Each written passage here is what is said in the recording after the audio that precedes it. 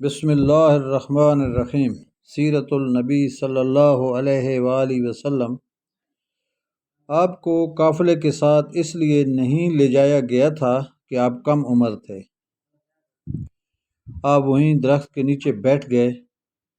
ادھر بحیرہ نے لوگوں کو دیکھا اور ان میں سے کسی میں اسے وہ صفت نظر نہ آئی جو آخری نبی صلی اللہ علیہ وآلہ وسلم کے بارے میں اسے معلوم تھی۔ نہ ان میں سے کسی پر وہ بدلی نظر آئی، بلکہ اس نے عجیب بات دیکھی کہ وہ بدلی وہیں پڑاؤ کی جگہ پر ہی رہ گئی تھی۔ اس کا صاف مطلب یہ تھا بدلی وہیں ہے جہاں اللہ کے رسول صلی اللہ علیہ وآلہ وسلم ہیں۔ تب اس نے کہا، اے قریش کے لوگوں، میری دعوت سے آپ میں سے کوئی بھی پیچھے نہیں رہنا چاہیے۔ اس پر قریش نے کہا، اے بحیرہ، جن لوگوں کو آپ کی اس دعوت میں لانا ضروری تھا ان میں سے تو کوئی رہا نہیں، ہاں ایک لڑکا رہ گیا ہے جو سب سے کم عمر ہے۔ بحیرہ بولا، تب پھر مہربانی فرما کر اسے بھی بلا لیں۔ یہ کس قدر بری بات ہے کہ آپ سب آئیں اور آپ میں سے ایک رہ جائے، اور میں نے اسے آپ لوگوں کے ساتھ دیکھا تھا۔ تب ایک شخص گیا اور آپ کو ساتھ لے کر بحیرہ کی طرف روانہ ہوا۔ اس وقت وہ بدلی آپ کے ساتھ ساتھ چلی اور تمام راستے اس نے آپ پر سایہ کیے رکھا۔ بحیرہ نے یہ منظر صاف دیکھا۔ وہ اب آپ کو اور زیادہ غور سے دیکھ رہا تھا اور آپ کے جسم مبارک میں وہ علامات تلاش کر رہا تھا جو ان کی کتب میں درج تھیں۔ جب لوگ کھانا کھا چکے اور ادھر ادھر ہو گئے، تب بحیرہ آپ کے پاس آیا اور بولا، میں لات اور عزی کے نام پر آپ سے چند باتیں پوچھنا چاہتا ہوں، جو میں پوچھوں آپ مجھے بتائیں۔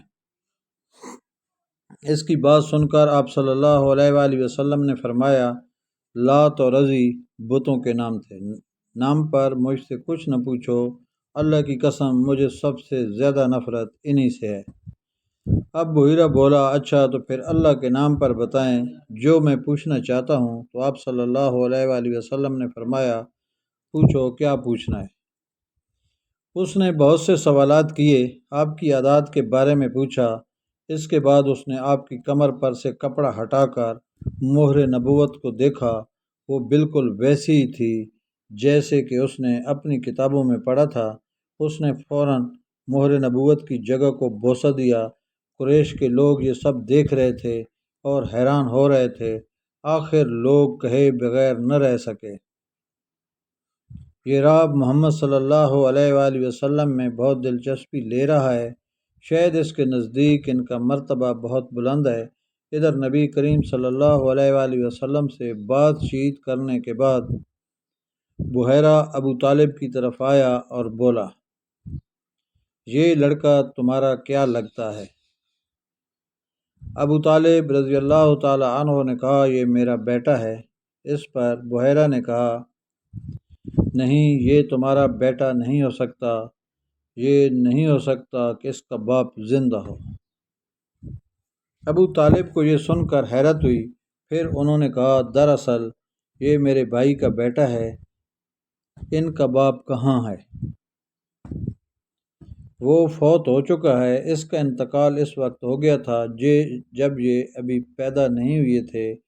یہ سن کر بحیرہ بول اٹھا، ہاں یہ بات صحیح ہے، اور ان کی والدہ کا کیا ہوا؟ ان کا ابھی تھوڑی عرصہ پہلے انتقال ہوا ہے۔ یہ سنتے ہی بحیرہ نے کہا، بالکل ٹھیک کہا، اب تم یوں کرو کہ اپنے بھتیجے کو واپس وطن لے جاؤ، یہودیوں سے ان کی پوری طرح حفاظت کرو۔ اگر انہوں نے انہیں دیکھ لیا اور ان میں وہ نشانیاں دیکھ لیں جو میں نے دیکھی ہیں تو وہ انہیں قتل کرنے کی کوشش کریں گے۔ تمہارا یہ بھتیجا نبی ہے، اس کی بہت شان ہے، ان کی شان کے بارے میں ہم اپنی کتابوں میں لکھا ہوا پاتے ہیں، اور ہم نے اپنے باپ داداؤں سے بھی بہت کچھ سن رکھا ہے۔ میں نے یہ نصیحت کر کے اپنا فرض پورا کر دیا ہے، اور انہیں واپس لے جانا تمہاری ذمہ داری ہے۔ ابو طالب بحیرہ کی باتیں سن کر خوفزدہ ہو گئے، آپ کو لے کر مکہ واپس آ گئے۔ اس واقعے کے وقت آپ کی عمر 9 سال تھی۔ اس عمر کے لڑکے عام طور پر کھیل کود میں ضرور حصہ لیتے ہیں۔ ان کھیلوں میں خراب اور گندے کھیل بھی ہوتے ہیں۔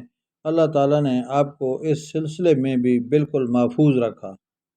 جاہلیت کے زمانے میں عرب جن برائیوں میں جکڑے ہوئے تھے، ان برائیوں سے بھی اللہ تعالیٰ نے آپ کی حفاظت فرمائی۔ ایک واقعہ آپ نے خود بیان فرمایا، ایک قریشی لڑکا مکہ کے بالائی حصے میں اپنی بکریاں لیے میرے ساتھ تھا۔ میں نے اس سے کہا تم ذرا میری بکریوں کا دھیان رکھو تاکہ میں قصہ گوئی کی مجلس میں شریک ہو سکوں۔ وہاں سب لڑکے جاتے ہیں۔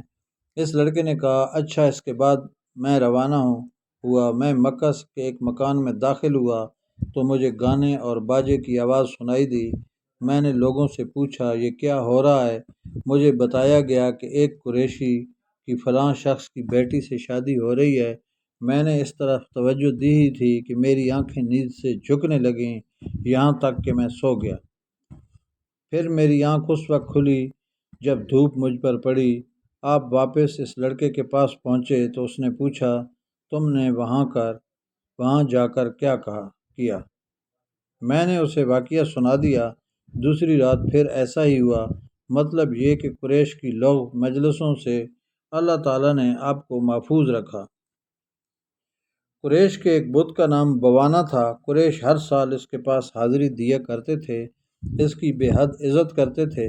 اس کے پاس قربانی کا جانور ذبح کرتے، سر منڈاتے، سارا دن اس کے پاس اعتکاف کرتے۔ ابو طالب بھی اپنی قوم کے ساتھ اس بت کے پاس حاضری دیتے۔